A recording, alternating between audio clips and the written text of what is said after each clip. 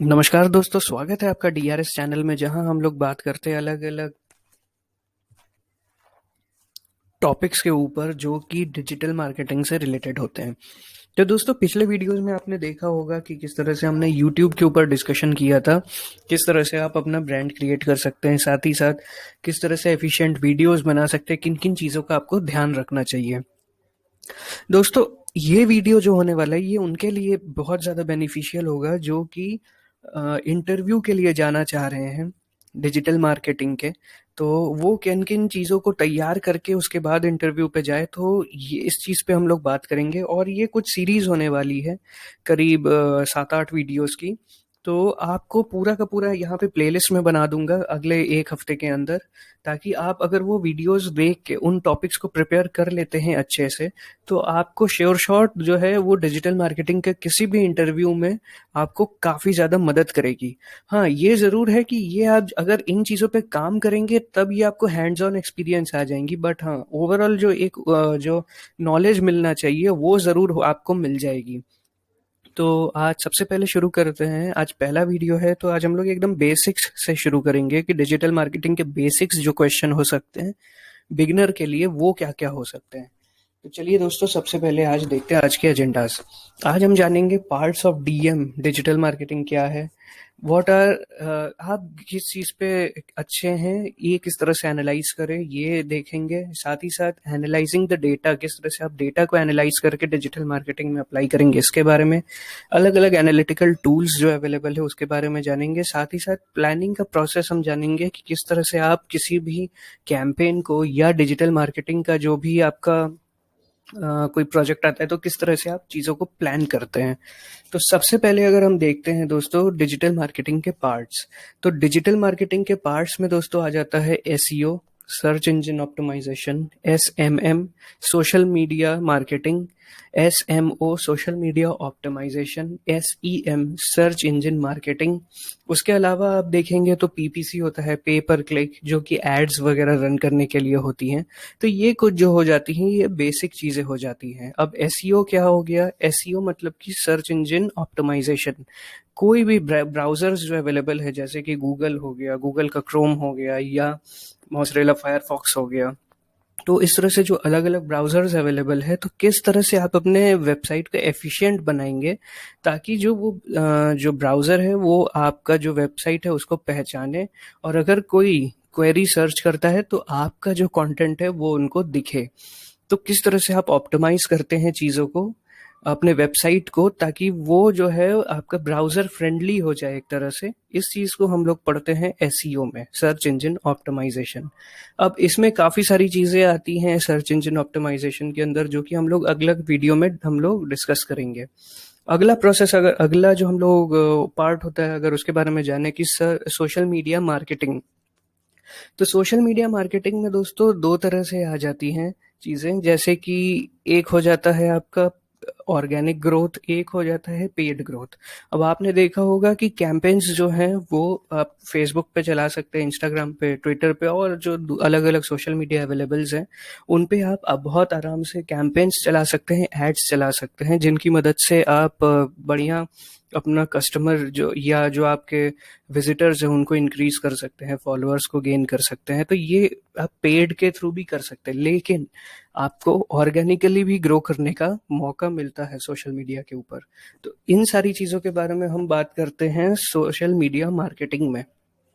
अब अगला अगर देखते हैं SMO, social media optimisation. Social media optimisation के अंदर दोस्तों आपके जो अलग अलग पेजेस बन जा रहे हैं, जैसे फेसबुक का पेज हो गया, इंस्टाग्राम का आपका हैंडल हो गया, ट्विटर का अकाउंट हो गया, उनको किस तरह से आप ऑप्टिमाइज करेंगे ताकि जो फेसबुक का एल्गोरिदम है या इंस्टाग्राम का एल्गोरिदम है, आप जब पोस्ट करते हैं या कोई आपका जो भी डीएम देखता, ये आपका अकाउंट है, अगर कोई कुछ क्वेरी सर्च करता है या कोई कुछ हैशटैग मान लीजिए सर्च किया, तो आपका जो कंटेंट है वो दिखे, तो उसके अकॉर्डिंग भी हमें बनानी चीज होती हैं चीज़ों को।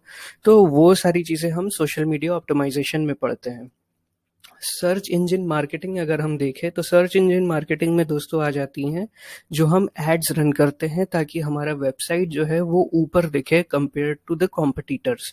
तो ये एड चलानी होती है, वो सारी चीज़ें जो हो जाती है वो सर्च इंजन मार्केटिंग में हम लोग देखते हैं।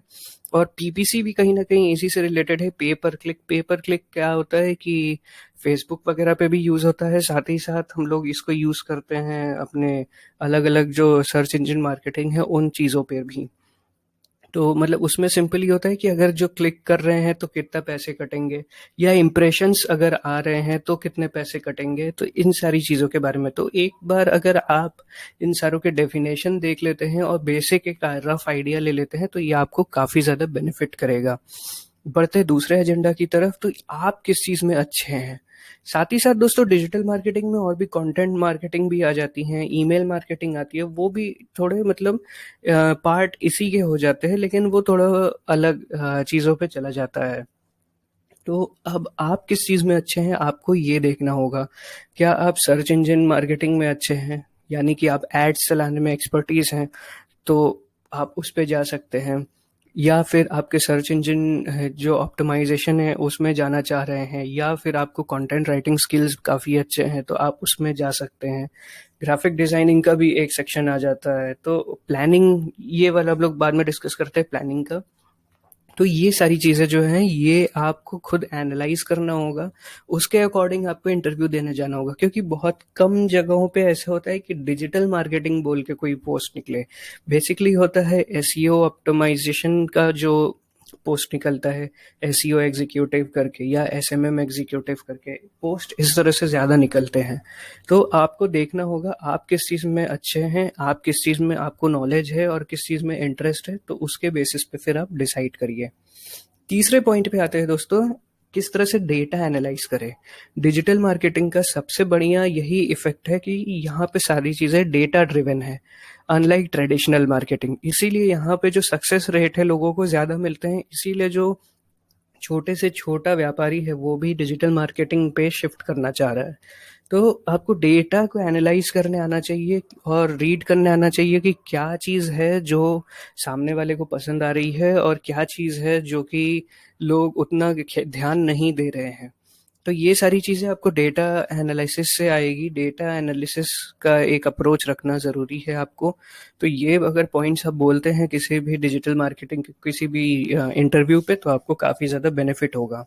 साथ ही साथ आप अगर देखा जाए तो एनालिटिकल टूल्स का यूज़ करेंगे। डेटा आप कैसे देखेंगे, किसी टूल्स के थ्रू ही देखेंगे। तो टूल्स में आ जाता है गूगल एनालिटिक्स, और भी कई सारे ऐसे डेटा ड्रिवन टूल्स हैं, जैसे कि एक हो जाता है मॉज एसईओ, साथ ही साथ एसईएम रश होता है। तो इन चीज़ के बारे में भी आपको देखना होगा क्या क्या टूल्स होते हैं, इन टूल्स को और किस किस बेसिस पे आप डेटा इसको देखेंगे, स्टडी करेंगे। तो ये सारी चीज़ें भी आपको देखनी होती है, जैसे कि बहुत समय होता है डीए हो जाती हैं, डोमेन अथॉरिटी, साथ ही साथ कीवर्ड डेंसिटी क्या है, कीवर्ड्स क्या होते हैं, इन सारी चीज़ों के बारे में भी किस तरह से कीवर्ड रिसर्च करें, तो उसके लिए आपको एनालिटिकल टूल्स चाहिए। तो ये सारी चीज़ें जो हैं आपको एनालिटिकल टूल्स के बारे में भी थोड़ा जानना चाहिए। आखिरी जो पॉइंट होने वाला है दोस्तों वो है किस तरह से आप प्लान करेंगे किसी भी एसईओ का जो अगर कोई एसईओ प्रोजेक्ट आता है या सोशल मीडिया प्रोजेक्ट आता है तो उसमें किस तरह से आप कैंपेन को प्लान करेंगे।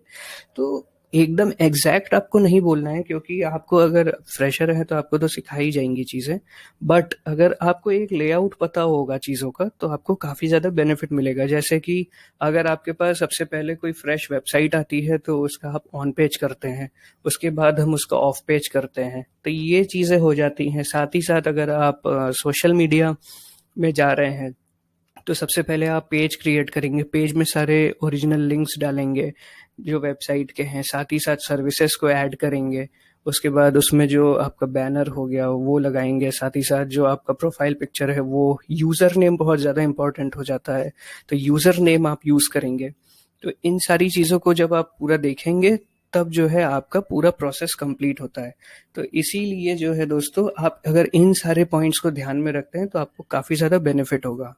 तो उम्मीद करता हूँ दोस्तों इस वीडियो से आपको इम्पोर्टेंट चीज़ें जानने को मिली होंगी। तो मिलते हैं अगले वीडियो में, तब तक के लिए बहुत बहुत धन्यवाद।